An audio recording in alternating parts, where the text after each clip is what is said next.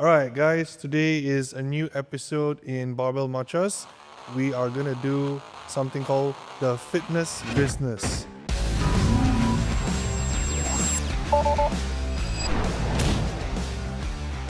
It's a segment where we bring on guest speakers or fitness entrepreneurs in various and different aspects of the fitness industry here in Malaysia.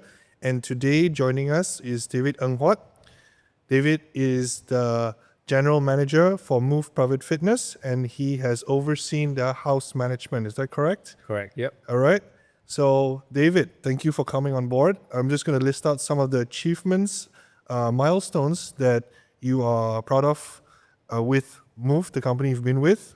So, starting with the first one, between 2024 and 2025, you guys have 4 times your revenue with no extra branches, then 4 times the amount of branches you guys have had, currently having 2 in Bangkok, 11 in Malaysia, with 4 more renovating and slated to open before year end, which is 2025.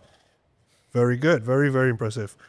You guys also got your coaches and leaders to earn better, which is 3 to 4 times the average income of professional trainers in Malaysia, I'm assuming.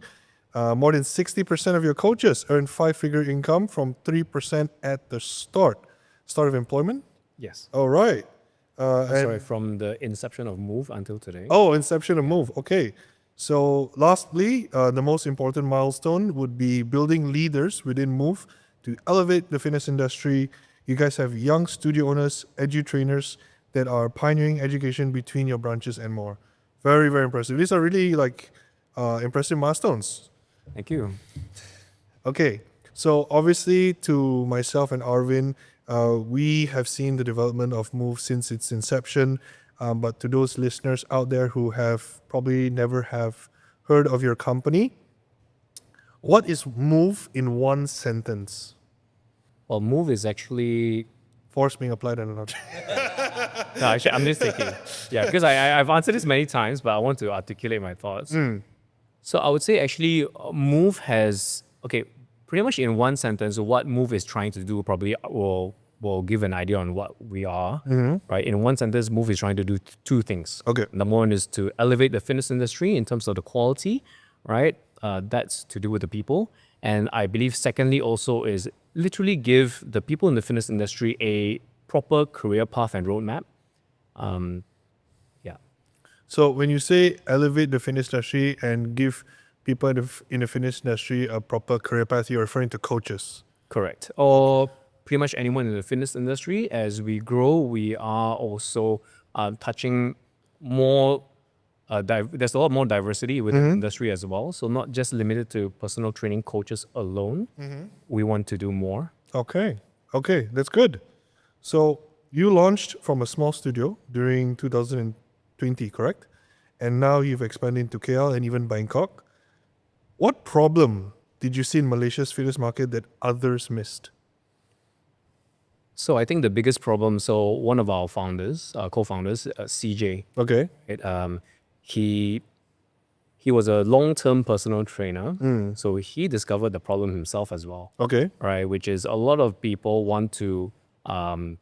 There is no proper roadmap or trajectory from being a coach. There is always a ceiling. So, for example, when CJ started, he thought he was a really good coach, and then he went to CJ. So then he went to start. Came back to Malaysia from Australia and Thailand to start his own studio. Okay. Right, that failed spectacularly. I think a lot of people know. Right, yeah, we don't hide it, but it's a lesson that's being learned. Okay. Few things that I believe CJ and also our founder Justin found out is, number one, a lot of coaches are very, very good at what they do. They're very, very skilled at what they do. They are certified to the brim. They have years to decades of experience. But when it comes to running a business, a lot of them, majority of them, have no business acumen at all. So a lot of them run gyms and then they run it to the ground. And you need to understand that no matter how much quality they have or they think that their people have, if the business owner is so stressed out and only worrying about the revenue and KPI or how to make ends meet or how to pay rental or pay their staff, they are forgetting a lot of the essentials. Upskilling, leveling up their coaches, ensuring that their clients do have the proper care and quality. So a lot of these things were the things that we noticed that were missing. The connection is the coach. And we have this saying where the coaches are our people. So Simon Sinek says this a lot of times. Focus on the people, and the people will focus on the result. So as much as Move is revenue driven on paper, that's pretty much what managers do, what our leaders do. Our coaches are being taken care of very well. So we ensure that they are paid properly, they are paid well. We ensure that they have time to level up skills. So we have non-negotiables like Edu Huddle every week, 1 hour, non-negotiable. So we have this new thing where we do a mandatory pop quiz as well. Oh, okay. So if they fail, then our Edu trainer get a KPI loss. Yeah. So in other words, we're just making everyone accountable for the results. Yeah, so we just want to make sure that no cowboy lah. We don't want to open 5 studios, have 15 coaches, and then 20 injured clients, and we don't know what happened. Yeah. Okay. It's a very, very different take into running a fitness industry. I mean, a fitness gym and so on, right? I mean, it's just more than just people coming in and doing workouts. And actually, you're right. A lot of us that run businesses, and personally, I'm running a business myself. That's probably the biggest gap that I felt. I'm a very good doctor, but how do you run a business? Now that is something that I had to learn from scratch, and I had a lot of learning to do. That was an absolute uphill learning to understand. We were discussing before we started the podcast. You had to go down to the point of your paper towel. Yeah. How much paper towel are you using? Because I never thought about that when I was a doctor in the clinic. I just use it. Yeah. Until I realized I got to pay for this right now. Yeah, so but I think what you guys are doing is you are allowing your trainers to be trainers while you guys are also handling the business. But do you guys at any point teach them the business as well? Yeah, so I think that's a very good lead up to probably what I'm going to say next. So one thing first is we ensure that our coaches are, I guess, they have a good learning process, and then they progress to become better coaches, good coaches. But this is a part where CJ and Justin also notice what's next, right? A lot of them don't have business acumen. A lot of them think that freelance is all and end all until they actually do it, and then they realize it's very lonely. KL traffic is not very freelance conducive. They're actually paying more but earning more, but not really, in inverted commas for those who are not watching the video, right? Then, so what we do is we actually have a lot of leadership programs as well. We actually get our coaches to read more. We have pathways we have some coaches that are very, when you talk about the science of muscle, they are totally geeked out. Then we know education is the path. So we have Edu Trainer and Edu Pioneer routes as well. So what is an Edu Pioneer route? For example, we have a few coaches that have already coached for 7 to 12 years. They are quite done with coaching, but they have no choice. So we get them onto a route of becoming an Edu Trainer and then an Edu Pioneer. So what does Edu Trainer do? It's just pretty much like the QC serum filler in the branch lah, right? But while they're still Edu Trainers, they are training they're training the coaches and they're also training clients, right? So it's a two-pronged thing. And then as we advance, because for that kind of level of, I would say, genius, right? It's not a majority of the population. So we will have up to maybe 1 Edu Trainer or what we call Edu Pioneer to handle 3 to 4 branches. They will spend X amount of hours with each coach as part of the KPI, and then they have to do the Edu Huddle every week, 1 hour plus the quiz plus create a syllabus, so on and so forth. Good thing about it is when they hit the 2nd or 3rd branch, they have the option to not coach. In fact, we would tell them by the 4th branch they cannot coach clients anymore. Reason being is because then they would have more time to handle the coaches and also build that sort of edu training business that they're in. So we call it Edu Pioneers because then they will get a percentage of the revenue bonus on top of everything. And this is also to ensure that when they give up the coaching, which usually makes up a bulk of their income, that by the 4th or 5th branch, 100% income from just edu training, which is coaching the coaches. Yeah. Okay. A good system, fair system. It allows for compensation to be made as they continue to progress through their career ladder, which is Correct, good. correct. Because if we don't pay them well enough, and then we tell them, hey, you need to forego your main rice bowl, and we do not um, either fill up that void with a promise of growth, that I don't think anyone would. I mean, no one will take it, right? So we give them that promise of growth as well, because we're building more verticals as we are speaking, and I mean, one day, I think I've spoken to Luke about this before. We want to build a Move Nation, Move Academia, and stuff like that, where we can allocate a very, very big, long trajectory and roadmap for our edu trainers also. Then we have coaches so we have coaches also who are actually going to be joining our marketing and culture department, right? We have coaches who are going to, so like one of my coaches, 6 months in, he's going to drop all his clients and he's going to join tech because he loves it. So he's not coaching anymore. And this guy has been doing freelance for a very long time. Okay. So finally, he's found something that he loves to do and still be able to stay within the fitness industry. Yeah, covering other aspects of the running of the fitness industry. Yes. Yeah. Yes. Okay. It's not just not teaching out all the sets and reps. You know, you're a lot more that runs. I mean, because now you're becoming a bigger move is becoming bigger and bigger. There are more parts, I guess, to move right now Yeah. than just the training itself. All right. So, David, walk us through a client's first 30 days assessment, goal setting, nutrition check-ins. What are the make or break moments? Okay. So maybe I can start from how we get clients and how they funnel in. So first of us, we do marketing. If you can see Move Marketing, we don't do any transformation before after. We're very more like, come train with us. We'll make you feel good. Our target market is usually about 40, 60-year-old, mostly females, 70, 60% females. So that's one. Marketing, they come through our funnel, and then our coaches will take the lead.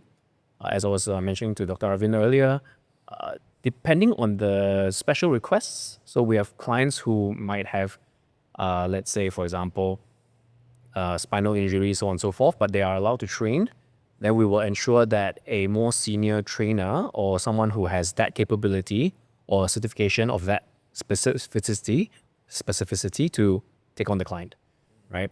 So what does the first 30 days look like? I would say actually the first 3 days will be very interesting. We have this thing called a Live More Kickstarter booklet. It's proprietary to us. We run through everything with our client. So most of our clients actually for the up to 3 days, they don't actually hop onto an actual workout. We take the 3 days. I say up to 3 days because some of our clients within the first day, they're quite good. They don't have a lot of issues. They understand a lot of things. We have clients who are so basic, it takes 3 days. So we explain nutrition, explain the 5 tenets to them. Nutrition, sleep, hydration, movement, right? Brain drain, and last one. And we just ensure that they understand everything. But we also have clients who are like 70 something and they're like, I'm just here for mobility to ease my pain. They don't care about nutrition, then we don't go through nutrition with them. So after they go through at least up to 3 days of the Live More Kickstarter, the coach gets a very, very good idea of their goals, their priority, tangible and intangible goals, like how they feel emotionally, right? And then the first week or two, it's usually just maybe a draft mesocycle, the first mesocycle that we get them to try first. So depending on the baseline of the client, it can be first one could be just like band stretching and mobility work. And then we will slowly progress them up the ladder.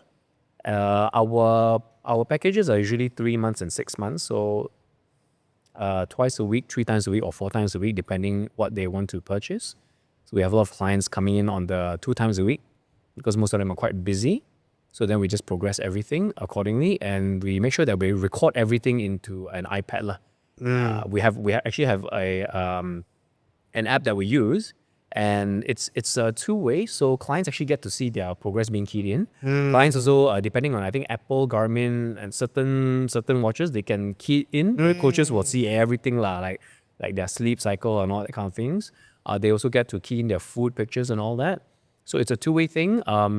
Clients cannot change the programming, but for obvious reasons. Yeah. But they get to see what they're going to do tomorrow, Okay. or they also get to see, what's my progress like? And then when we do measurements or whatsoever, depending on what their goals are like, we key everything in. So clients get pretty much a very good insight into their whole progress into Okay. reality. Okay. Nice. I like the systematic structure, very clean, very thorough. Most places don't even have this. Like, it's important, system and structures, to like make sure the client gets, like the coaches especially know how to take a client from a lead to a sale, right? But at any point, do you feel like your coaches feel like, I mean, this is a bit too tedious? Like there's so many things you're talking about right now, right? Do they feel like we are making something that's supposed to be not so complex become very complex? Very interesting because I think the most complex period for our coaches that come in is the onboarding. The onboarding is heavy lah. Onboarding is heavy lah. Onboarding is a bit like Navy SEALs health. Basically, onboarding for these new coaches. I mean, they can join the team. When you say new coaches, like any coach that joins Move, we consider them as new lah, regardless of experience. They have to go through the onboarding. It's very system heavy. It is tedious, but then the way we do it at the Move is we will always explain to them why we do it first, get them to have a buy-in. And then when they actually do it, interestingly enough, a lot of coaches, especially those who are from the commercial gyms who don't actually do that. I've seen some coaches, they still got the booklet and then they're writing things out. And then they're going through like 10 clients a day.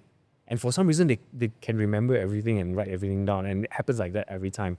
So when they hop onto our system, they actually say, wow, this is good because I don't have to remember anything. They can plan mesocycles ahead of each other. We can put a date and a timeline. So like the coach doesn't even have to remember it. Let's say you do a 6-week meso 1. It tells you when it's done and hops onto the program just changes on the iPad. So when you see your client, obviously we always make sure our coaches are prepared before the client. They tap it in and then they know which mesocycle it is, right? Because they are the ones who key in. So there's a duration, a timeline. Rather than, you write it into your notes and then like open the day, today is meso 2, meso 3. So everything is automated. We also teach our coaches to schedule everything as well, right? We have an app where they will schedule all of their clients' schedules and everything.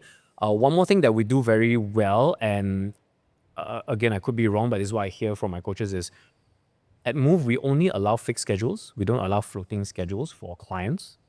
So it's worked very well for us. A lot of coaches we hired from different places, they tell us like every week their schedule changes. It's like water. It's very fluid. For us, our clients are like Monday, Wednesday, 6 p.m. means forever. Yeah. Monday, Wednesday, 6 p.m. Unless there's like a cancellation on the coach's part, right? Correct. Cancellation on coach's part, or maybe a client has an emergency, but we have a 24-hour rule. Otherwise, we burn their session.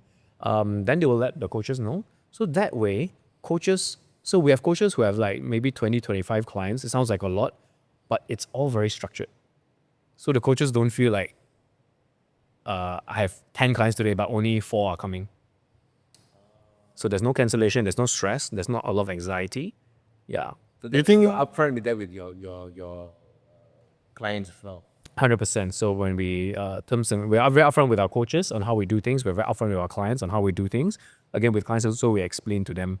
And a lot of them actually understand, because for them to pay our price point, it means that they really want the results. And when they want the results, they're all in for what's needed. Of course, we have cases where we say 24-hour rule, but if the client, touch wood, accident or whatever, right, then the coach's prerogative will be, okay, how can we it's not like a super hard and fast rule. I'm sorry, like even if your cat or something died, we cancel is cancel. So what we do is because when we claim the session 24 hours before, you can't unclaim it. But what we do tell our clients is that session will be brought forward. Okay. So maybe the next session, we won't put anything in there lah. Did you always, in regards to the cancellation policy duration, did you always have the 24-hour rule fixed in place? Why not 12 hours or even 4 hours? Why must it? What do you feel about the 24 hours? Is it necessary, or is 12 hours better?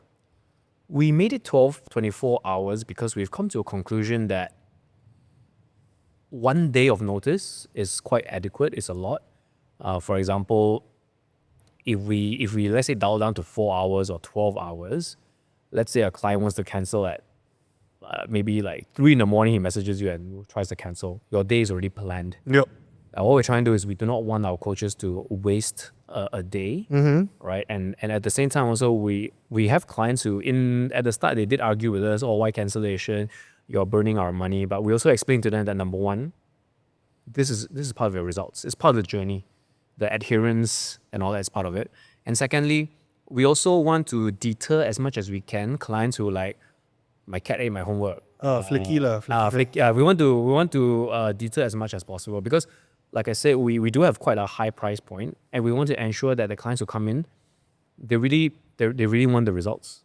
So you get to weed out people who are going to be flaky later on. So 100%. like if they see this is going to happen and they like sekejap here, sekejap that kind of person, you know they're just not going to sign up for this. So to give you context, also we will tell our coaches, right, when you sign up a client, don't worry about the sale, right? We don't tell our coaches, hey, why you didn't sign up that guy? Why you so lousy, right? We'll ask the coach why he didn't sign up. Something about him doesn't feel right. Okay, can we debrief a bit? And then we found out, yeah, this one not free lah, that one not free. Okay, then you know it's a flaky client. Then we actually encourage our coaches, find the right fit, right? Of course, we make sure that the client matches with the coaches in terms of like experience level, and also like we have coaches who are very quiet. Some guys love that. Then we got coaches like me who are like the high rocks, right? So Okay. yeah. So between 24 hours and 12 hours, you feel like 24 hours is a much more stronger rule to enforce. Okay, good. So you mentioned that you've actually I've seen the videos, you've publicly linked big revenue jumps in Move to team culture.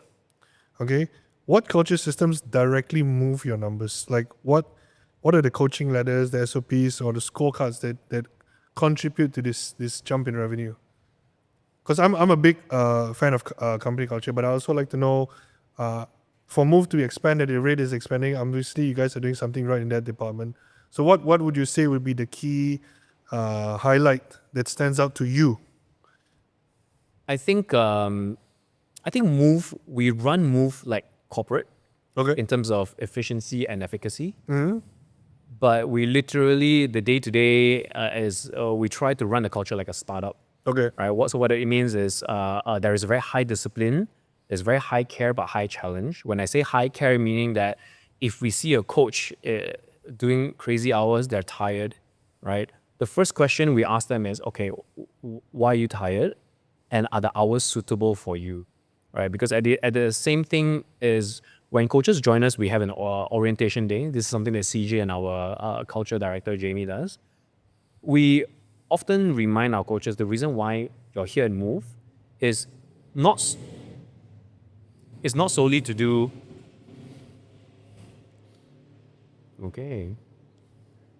it's not solely to do crazy hours, because we do not want to be we don't want to turn Move Private Fitness into literally a 9 to 9 corporate environment in terms of hours and income. We say high income, we say 5 figures, but we always tell them that's the bonus. The journey to get you there and beyond, that's the transformation that we want. Like how we transform our clients, we want to transform our coaches. That's why we're very big on this word called breakthrough. Okay. We want our coaches to find their own breakthroughs, right? Big on culture, we have a flat hierarchy. Flat hierarchy meaning doesn't matter if you're the CEO or if I'm the general manager or if you're just a new coach. If you see something, it doesn't gel well with you, you have to speak out. We also encourage you to speak out. We have a culture department, a specific culture department where we understand that some people don't dare to speak out, maybe especially to someone who's dominant. I'm very dominant, right? So they will reach out to the people and culture director or that department, and then they will mediate the talk. So in the past, even in last 2 weeks or so, we had some so-called issues that were brewing, but then, we got called out, the people got called out, and we had a talk. We had a very open dialogue. So we're very big in open dialogues, number one, because at the end of the day, we always believe that the goal and the result doesn't change. How we can get there can change. People first. We will always have a growth mindset. And we don't believe in just slaving and doing the hours to achieve where you want to get. We believe, so coaches who join us, actually, they have to read a book, Seven Habits of Highly Effective People. So Stephen Covey is actually one of the books that every coach must read.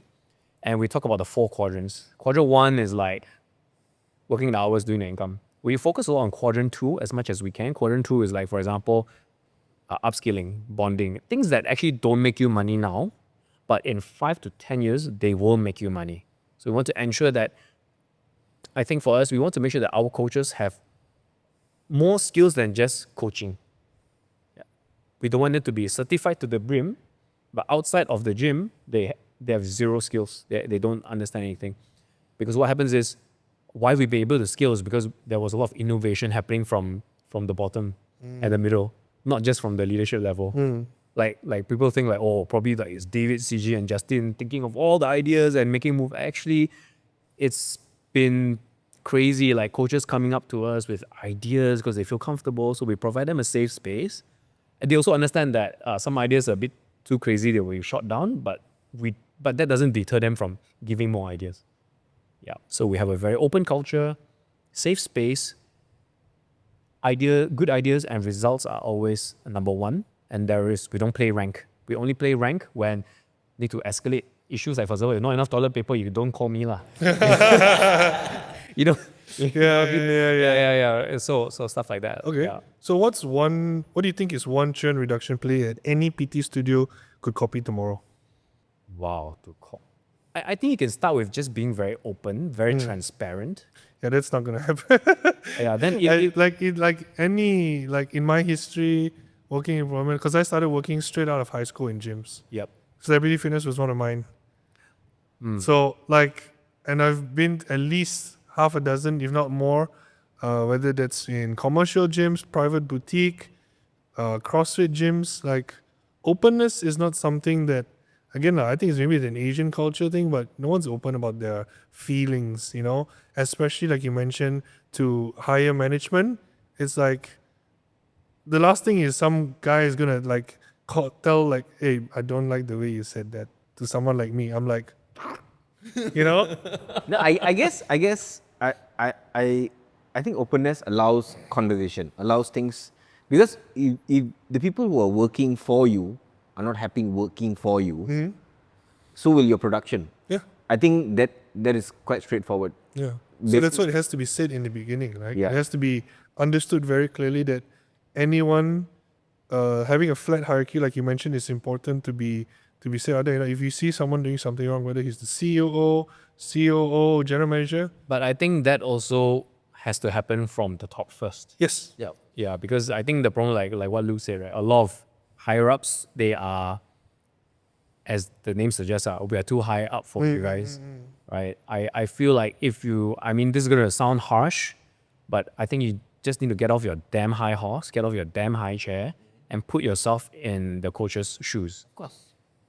And we always have a disclaimer: open talk, but hey, opinion and feedback is well accepted, but it doesn't guarantee that it will be like 100% we're going to jalan your way, right? Because at the end of the day, leaders are in our positions because we have long-term vision, we are doing certain things. And put it this way, to give an analogy, right?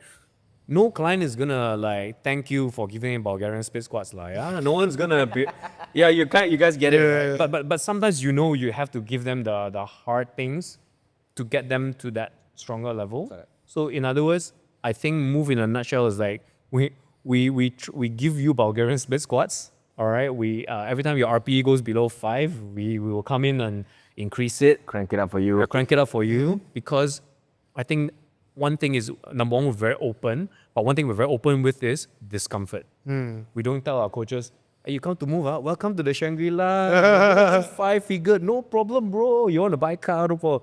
We tell them it's not going to be easy. In fact, one of the achievements that we have was we have like 27 to 32-year-olds actually owning their own studios from Move. They have a percentage of the full revenue, right? Do you know that these guys are earning 15 to 20K? And then when they become what we call a branch pioneer, they need to forego all of their coaching and drop down to maybe 2 to 4K to rebuild a studio. And here's the thing. We don't force them if they're willing to do it.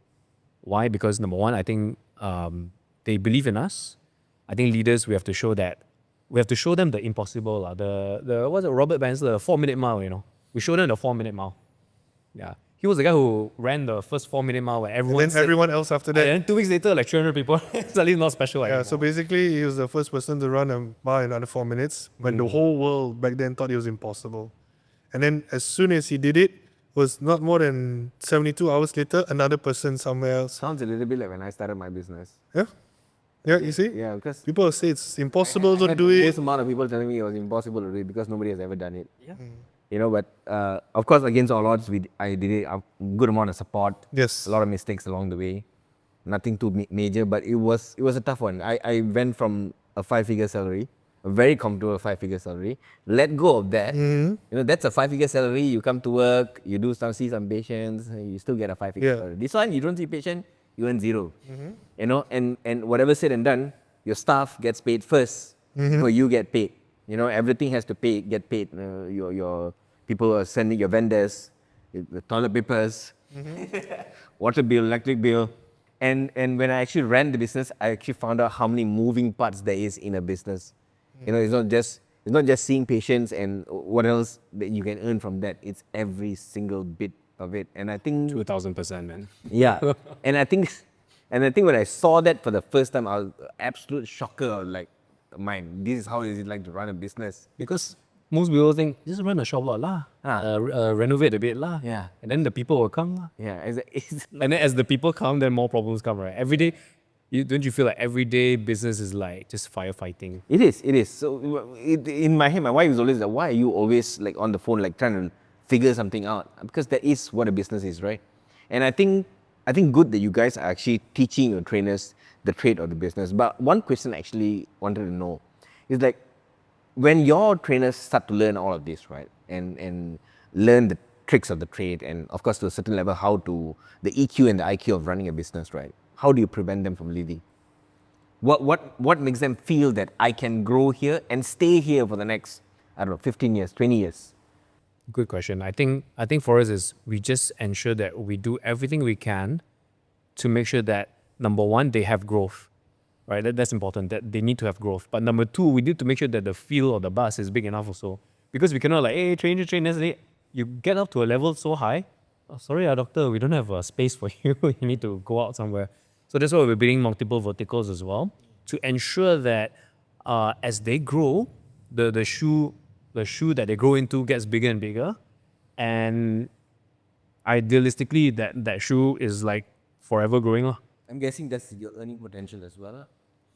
Earning potential is definitely one. I think for me, for us, one thing we really want our coaches to understand is income and earning is great, it's good. It's one part of the puzzle. It cannot be the is all and ends all, because if you chase the income, then you're no different from where you started. You can have T20 income, but you have a B40 mindset, if that makes sense. I mean, how many people we know, they earn 5 figures, but then Then plunder it all off. correct. So no difference between low income earner, high income earner, right? How many of the people who earn this money, you can ask them, do you read books? How many books do you read a year, right? Dragon Ball comic not counted, huh? I had to display purpose, right? How many of them invest? And when I say invest, I mean like not goring a sushi coin or whatever. Like how many of you actually invest for 20 years, 30 years long term? How many of you actually go for upskill courses to learn things outside, right? The typical coach will say, I upskill, certification after certification. So they have a $60,000 certification, but then their monthly income does not even make 10% of there's no ROI there. So these are things that we don't force it down their throat. We just explain to them, hey, this is what Move's about. This is how big we can be and how big we want to be, and you can be part of it. And then we get their buy-in. You were asking about how we can keep them for long.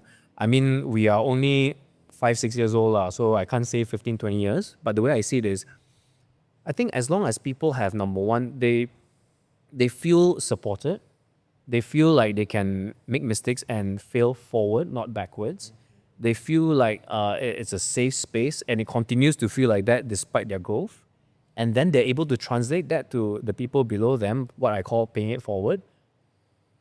And on top of that, monetary-wise, there's equity. Like they get shares. When they get shares, you cannot just, I mean, they can leave, but then they also have to leave the shares behind. So the way we see it also, we help them on the emotional, the growth, the spiritual, whatever you want to call it. At the same time, the monetary part, financial stability, also we help. So every angle we can, so that they have the freedom of choice, given 5 to 10 years down the road. Okay. So since we're talking numbers, let's bring to the next question. What is the sensible capex range to open a Move style unit in Klang Valley, and how many months did you guys need to break even? Okay. So I will okay lah, let's say we open like say like Taman-Tun, Baksar areas. So including contingency. I mean, we have contingency because we want to be very safe. Yep. So one thing about Move is although we have crazy branches and all that, we have contingency funds that are quite on the heavier side, like 20-25%. I could be wrong. I'm not the numbers guy. But in terms of let's say funding that we get, every branch will be anywhere between 2 to 300,000 ringgit. Just to set up. What's the size? So we go small. We go 1,000 square feet to 2,000. Biggest gym is 2,200 square feet. We never go above that ideally. Most of our gyms are in the 1,000. The typical shop lot size are 1,003 to 1,008 square feet size. At a given time, how many clients can you add? Okay. So depending on the branch size, obviously if it's a smaller branch, we'll have 4 to 5 coaches. Bigger branches have eight coaches. At any given time, I think the most we have would be 8 coaches coaching at the same time. You'll be looking at 8 to 10 clients because some of them have 1-on-2. We do offer 1-on-2 and 1-on-3. So we'll be around that. But the good thing about Move is if you've ever been to a Move, we have a certain layout on. So we have rigs and all that. So it's not like, like some group class where the fella finish one station, then they walk all the way to to the next station, and then they're walking across people. So in a way, that can look very, very messy, and it can be quite dangerous. So for our coaches, because they know their clients' schedule timing, that's why we don't offer floating schedule, because then they will know sort of, okay, what is the busy period, right? And then they will know to stick to one rig. And then they will also plan the exercises accordingly. So everything is done to the best we can. Okay. Yeah. Okay. Nice. You're saying that your contingency is what? Roughly about 20-25%. Roughly about that, but we are also now into collective because we are fundraising. We are fundraising. Usually, last time like one investor, one branch, but now we are getting more and more outsiders who are actually very interested. So a fun fact is, our first 4 or 5 branches, 100% investors were clients. Yeah, they were our clients. Don't worry, we didn't force them. Just more Bulgarian squads. and then from the Invents, but no bargaining skills. The deal. no, still got, but less. Got exemption. Then as we grew, we spoke to a lot more people who are good at scaling businesses, and they were teaching us how to do it. So rather than have a contingency fund stuck to one branch, as we grew more, it could be sort of scattered across, so the numbers can actually go down. Because we don't assume worst case scenario where, like, let's say one collective 4 branches or something. Oh yeah. So there's more diversification. Yeah. So what we do also, we as leaders also, we continuously learn about this lah. So we don't just like run the business like a business. We also actually go to a lot of seminars. We actually meet a lot of unicorn owners. We meet a lot of VCs, and we just talk to them, find out ideas from them. We bond with them, and that's how we kind of have our structure today. Yeah. How do you you said that you don't exactly charge cheap for your PT. I actually don't know what the figure is, but how do you set PT packages rate for premium, I'm assuming, audience, while keeping the coaches margin healthy? Because you mentioned that your rates are not cheap, but you also pay your coaches well. So how do you keep your profit margins healthy? Okay, so going to be very open. We are very open to our investors. In fact, our coaches all know this as well. Up to 50% of our gross revenue goes to paying our coaches. Okay. Right. Yep. So when the coaches come onto Move, right, are they like, what's the employment? Are they paid a basic salary, So or they are contracted. They have no basic. okay? It's not What you work is what you earn. correct. Okay. Yeah. So that's very upfront. We tell them from the start. But a lot of them, they come through referrals, and then they see the potential. So that's where they go. And then they trust the system as well. I do believe that our systems are unlike any other, and that's why a lot of them are attracted. We even have people who are training but from corporate and they want to join us. Then we have a program for them also to make sure that they are coaching ready. So we have all these in place to ensure that we can hire a diverse range of people. Because at the end of the day, as I think I was talking to Dr. Arvin earlier, I do believe everyone can coach if they care for their clients. The skill to learn, given a proper system and structure, is actually not super rocket science, right? I think the basics are there. So we get the thing is we focus a lot of our resources on upskilling the coaches. One thing I think we keep our revenue and margin safe is we don't spend crazy money on equipment. We don't go and buy super expensive stuff. You can see our startup cost is not very high, right? But of course, we use quality products. Our barbells don't snap, right? They can go up to 200-300 kgs, no problem. But we're not buying Eleco, we're not buying Technogym. We ensure that there's contingency funds. We ensure that our coaches are paid accordingly. There is no basic unless you are at a HQ level. Even then, it's very controlled also. Yeah. So there's no tiering system in your in a move, like entry level and then so. So when it comes to coaches, they have tiers: junior, senior, and lead. Okay. Right. What it means that we still charge the same because the coaching quality is the same. Okay. What it means by junior means, like, let's say you've come in, we need to spend a lot more time. So because we need to spend a lot more time, edit trainer, all that, there's more resource allocation. So to give you an example, we have coaches that are 12 years in the industry. Their onboarding is just learning a system. Within 5 days, they can coach already. Call client also, no problem. Then we got coaches who are like maybe just started, just certified, but they've done some training before. And we spend a lot of time. We spend like 1-2 months. I'm talking about hundreds of hours, right? All just getting them to be ready. We even get them to give out like free client sessions. But when we say free client sessions, means they have to find their own uncle, auntie lah. We don't want them to put live clients first, right? And then edu trainer managers are constantly there, checklist system to ensure, okay, if it passes the May and Ping's coaching test, okay, this fella can jalan.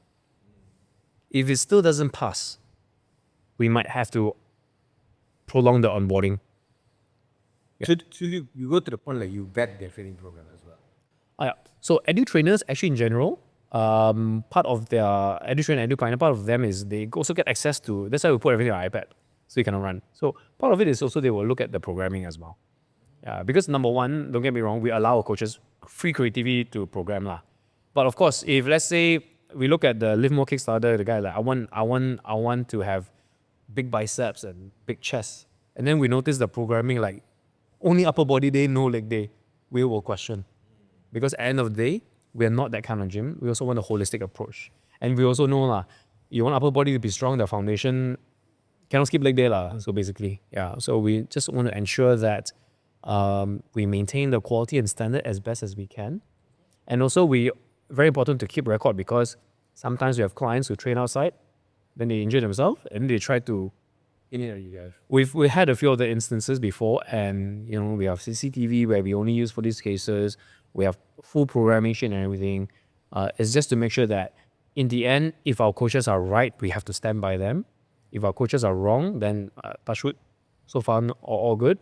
If our coaches are wrong, then obviously we'll have to talk to our insurance and all that and so forth, and make sure that we are doing the right things for the clients also. Yeah. Okay. So we're gonna move on a bit quicker because the answers are pretty good.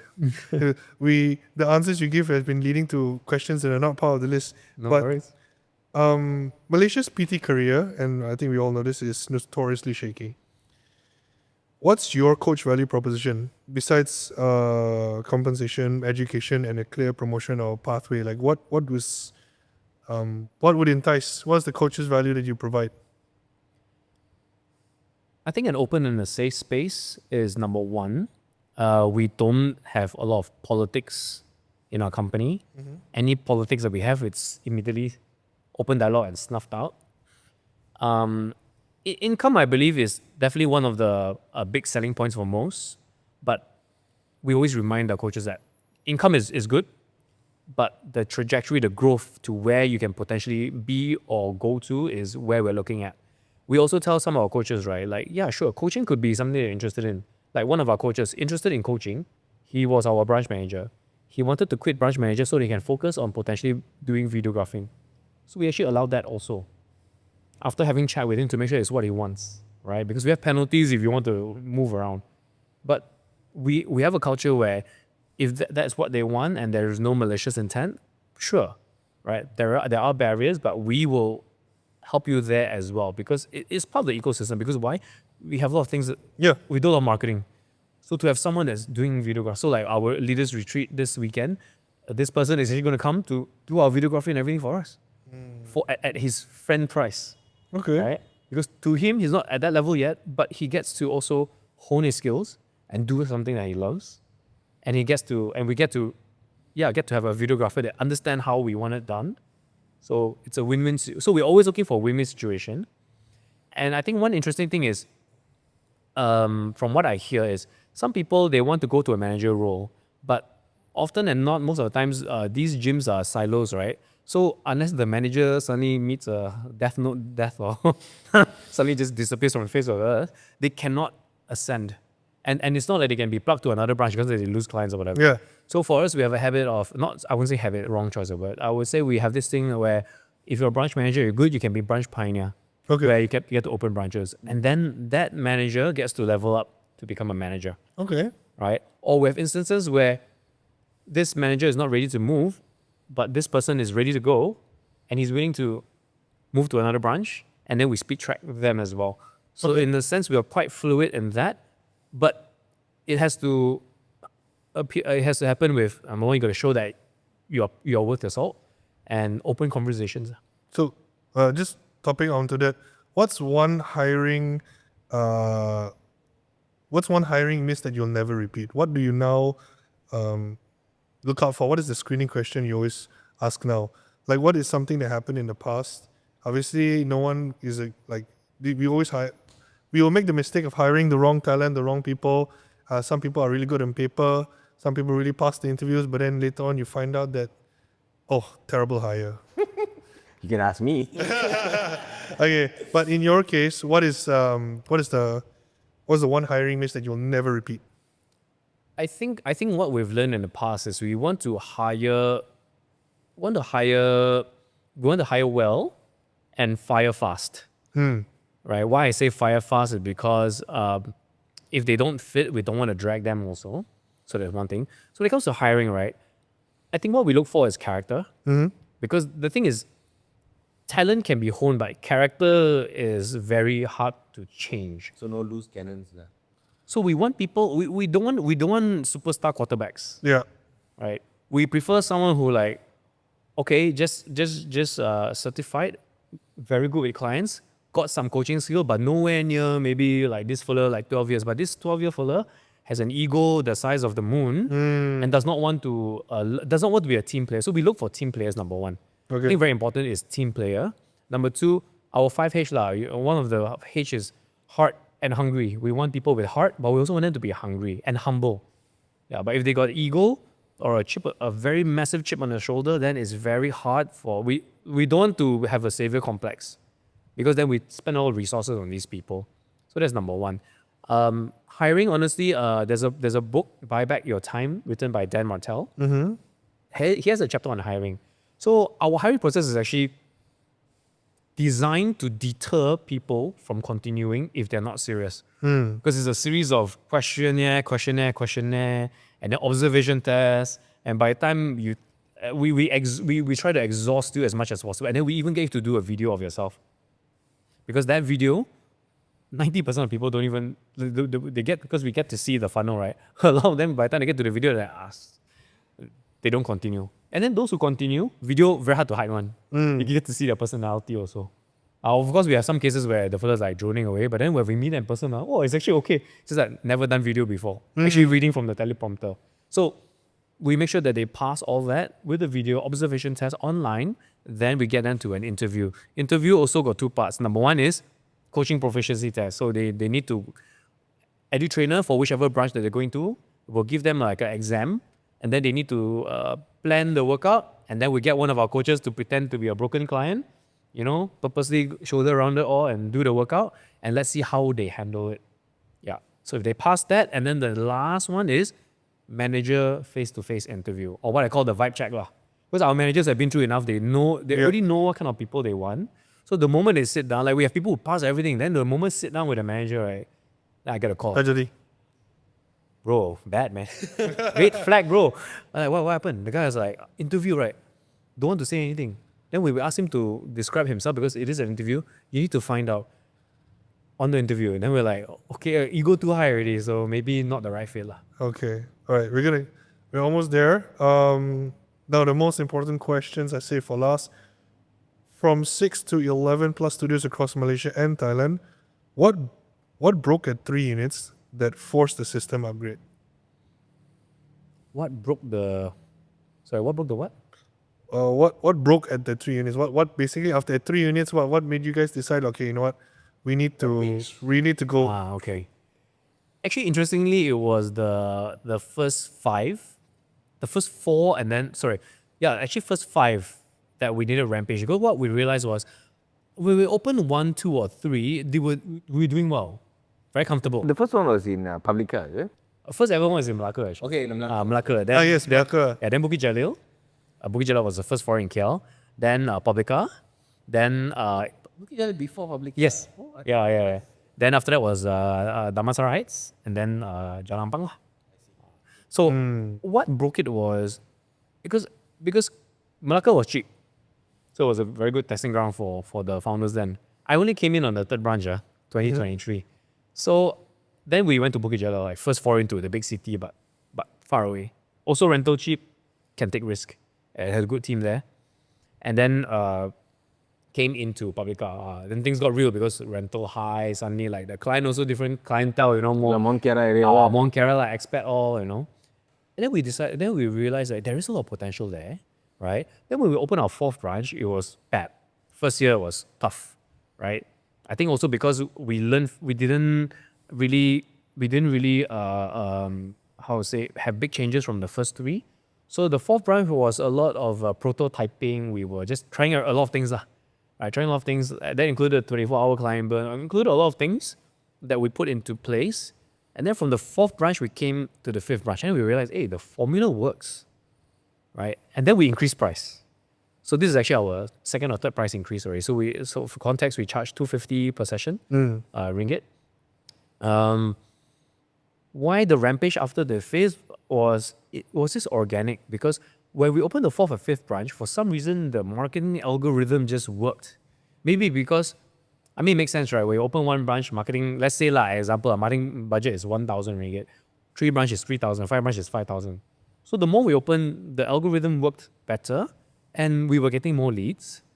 And then fifth branch onwards, we were getting a lot more hiring leads as well. Like good quality coaches started to approach us. Last time I want to hire people, right, we were begging people to come to our doors. Please come and join us, right? You call them move who? But today, people know about us. It's to me, I think it's a very nice, humble kind of flex because that means we are making an impact, not just to clients, but also to our coaches. So interesting fact is the past 4 or 5 branches that we opened recently, right? 80% of the coaches were referred by our coaches. 20% of them were siblings. No joke. Brother joined, and the sister joined the other branch. Family business, huh? Yeah, suddenly become a family business, So good. Yeah, very. It's been a very nice organic growth. Of course, that rodeo is not going to last as we grow bigger. Yep. Right, but we will keep it as much as possible. And I think I don't think we will change drastically. We will get more effective and efficient in terms of we're gonna run it like more corporate, more systems and more structures in place, but not to burden the coaches or our leaders, but more to free them so that they got more time. So this year has been very system heavy. Next year, we're gonna do we got more revenue, so we're gonna use a lot of the money to hire like a different kind of trainer. We can't afford Tony Robbins yet. But we're hiring we're going to be hiring local Malaysian leadership gurus to come in and create a leadership syllabus for us. Yeah, so it will be like coursework, workshop, fun retreat, stuff like that. Okay. Yeah, so we want to really build on that quadrant 2 side of their minds. Fantastic. Yeah. Okay, David, one last question before we conclude today's episode. Sure. If you could standardize just one KPI for the Malaysian PT industry, what would it be and why? Wow. Standardize one KPI. One KPI, just one. yeah. Whew. And why? Why would you standardize that KPI? Okay, wow, that's a very, very hard question. I guess in all the KPIs that you start for your trainers, which do you think? I wouldn't say just exclusive to trainers. I would say as in the fitness industry, from your perspective, being with Move, even before Move, and now you see how the fitness industry is at. What is one KPI that you could standardize across? I And then think, it's I a- think for me the one KPI that speaks volumes, and so far, like, no matter what happens, even though branch hasn't hit revenue yet, or we don't have enough coaches yet, whatever, that this one KPI that stands, and it's probably one of the reasons why we can scale and we can make dough, is retention rate. Just retention rate, because that one cannot lie one. Like revenue, I can get like one coach can just I don't know, a con man go and get as many contracts as possible. But a client's renewal and referral is organic. You cannot force a client to renew. You cannot point a gun to the head and say you need to buy a new package. So I think retention rate is to me is the biggest. Do you think it works both ways? Just not only client retention rate, your trainers retention rate also means something. 100%. Yeah. So I would say retention rate for both, because like Move, we call it attrition rate, right? Our attrition rate is less than 4%, less than 5%. for clients. Oh no, for coaches. Okay lah. Yeah, and it's getting better. Client retention rate is anywhere between the numbers are skewed because we have newer branches. First 3 months no renewal, right? But it's around the 85% and above Retention or attrition? retention. So client retention rate is 85% above. Coaches retention rate is like 95% and rising. Yeah. Wow. Okay. Okay. Why I say 90% is also because we have some coaches that don't coach anymore. They enter HQ level, they do other things. So it's like we're firing our coaches, but different. They go to a different level stuff. All right. Yeah. That was been a very insightful episode into the business operations of Move.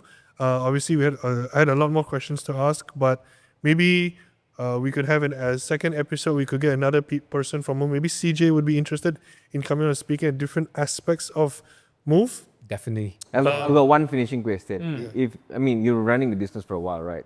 If you had one book that changed your life, what book would it be? One book you would get anybody to read if they want to run a business. Interesting question, because we're actually making it mandatory for everyone to read this book. It's actually Extreme Ownership by Joko Willing. Navy SEALs, big dude, sitting on YouTube, do the hard shit. But the book sounds harsh and doesn't help that he's a military guy. But the teachings are Very much applicable. very applicable. You can be a parent, you can be a doctor, you can be. I read the book. It's actually good. So basically, it says that if 1% of the team is not doing their job, the whole team suffers. So in the context of maybe a gym setting, that is okay lah. You lose revenue, but in the context of a military operations, people die.